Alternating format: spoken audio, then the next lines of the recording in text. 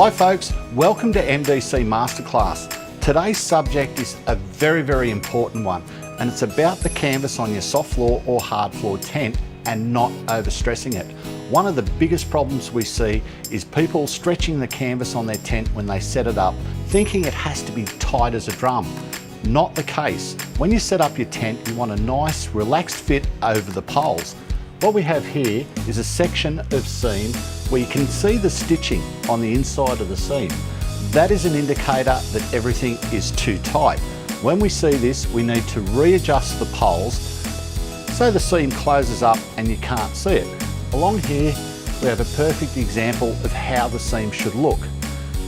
If you continue to do this, what will happen is the canvas will tear or the stitching will break or both, and you'll find yourself down at the canvas repairers, and it will not be cheap, I can assure you. And your campus supplier is not going to see that as a warranty issue. So remember, nice and relaxed. It's not like squeezing on a pair of tight jeans and having to do the zipper up with a coat hanger. That's not what you want.